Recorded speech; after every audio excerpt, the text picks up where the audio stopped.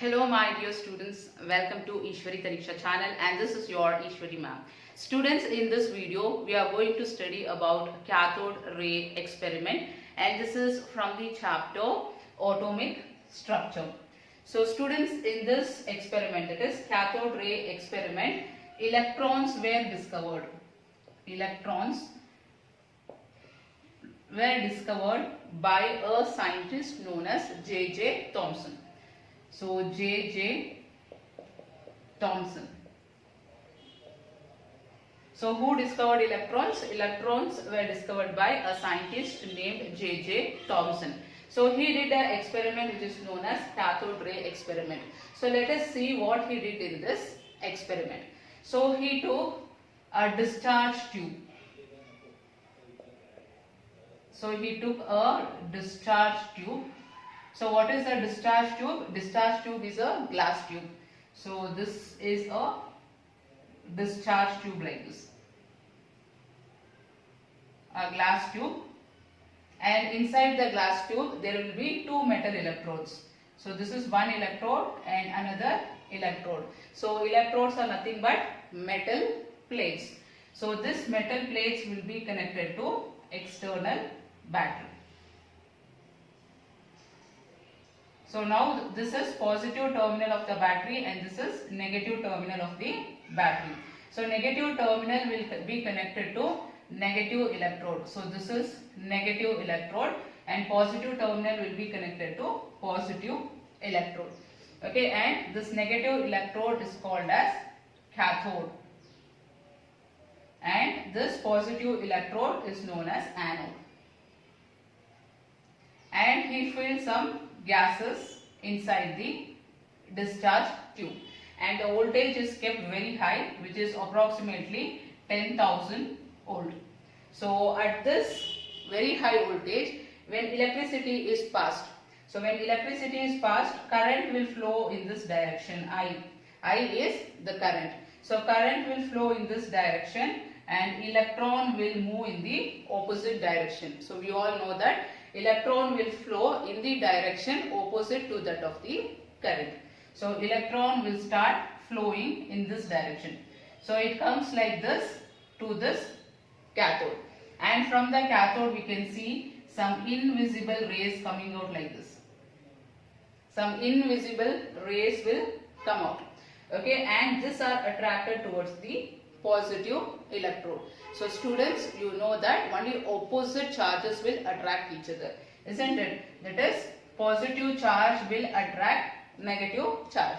So here this rays are attracted by the positive electrode. So this shows that this should be, that is, this ray should be negatively charged. And I said you that these are invisible rays. Then how did he see these rays? So what he did for this is, he kept zinc sulfide plate behind the anode. So behind anode he kept zinc sulfide screen. Okay, zinc sulfide is a phosphorescent material. That is, whenever charged particle will come and hit the screen, it starts glowing. Green color glow will be produced. So what he did is, he took perforated anode. So perforated anode is small holes will be there in the anode so that the rays can pass through them. So the rays pass through the anode and hit the zinc sulfide screen, and this zinc sulfide screen started glowing green in color. So from this he confirmed that there are some rays which are emitted by the cathode, and these invisible rays are called as cathode rays. So here we can write they are called as cathode rays. So this is the experiment what he has done. So now let us see the properties of this cathode rays. So the first property. So the first property of cathode rays are, so this invisible particles which are emitted from the cathode are called as cathode rays. And these cathode rays are negatively charged particles. Why? Because they are attracted towards positive electrode. So they are negatively charged particles. So this is the first property of cathode rays. Second property is, so this negatively charged particles, he called them as electrons. So they are called as electrons. And electrons are represented E minus. So you should write small e and then minus. So E minus is electrons. And third is, they travel in a straight line. They travel in a straight line with high speed.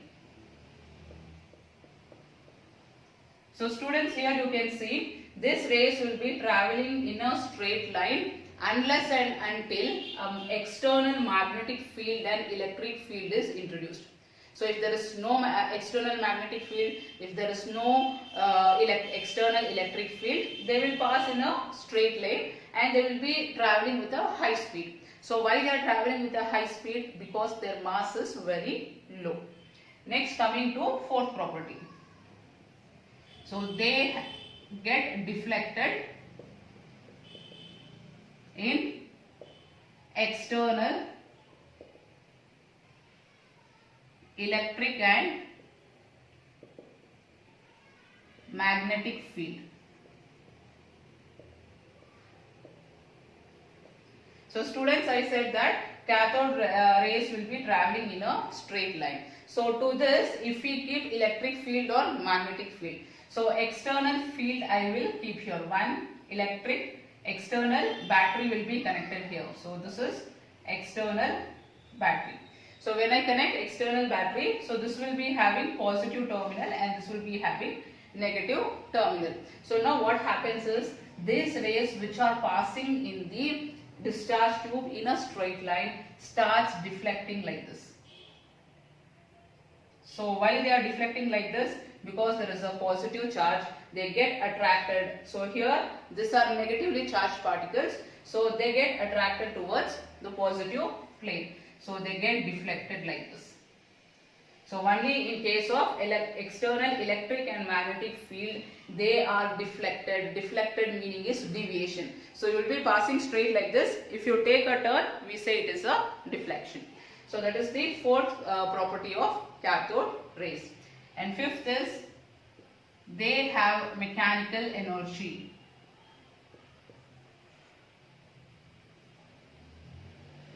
So how do we say that they have mechanical energy? So students, here what do we do is, we keep a thin metals which is in the form of a fan shape, that is cross.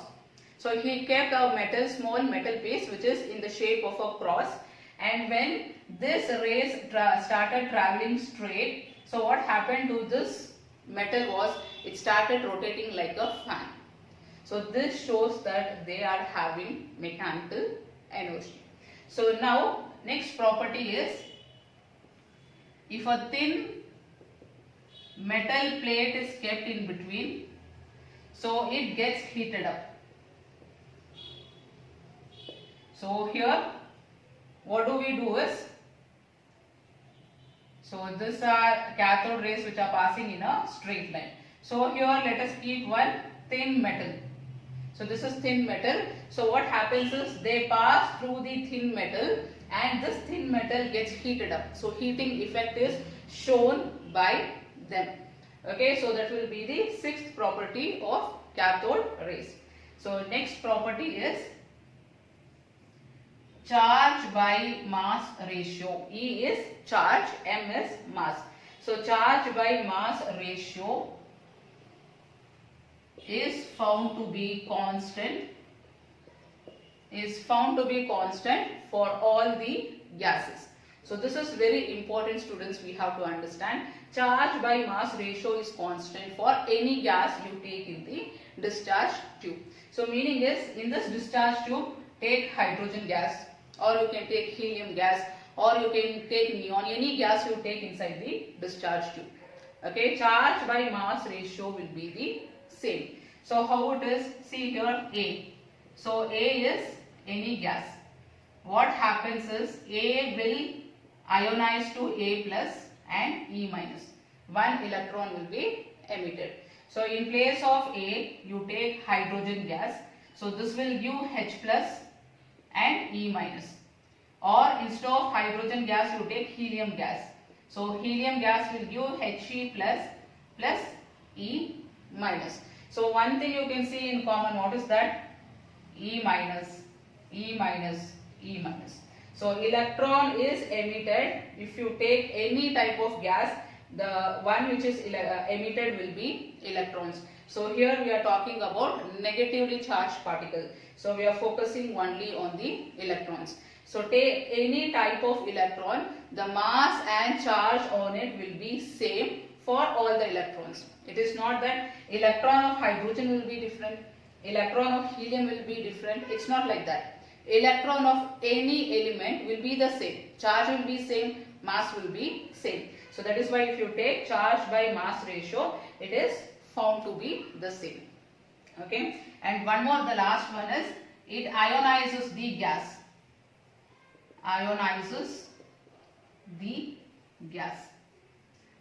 Okay, so meaning is the same. Ionizes the gas meaning is, so I said you that cathode rays, that is electrons are emitted from here.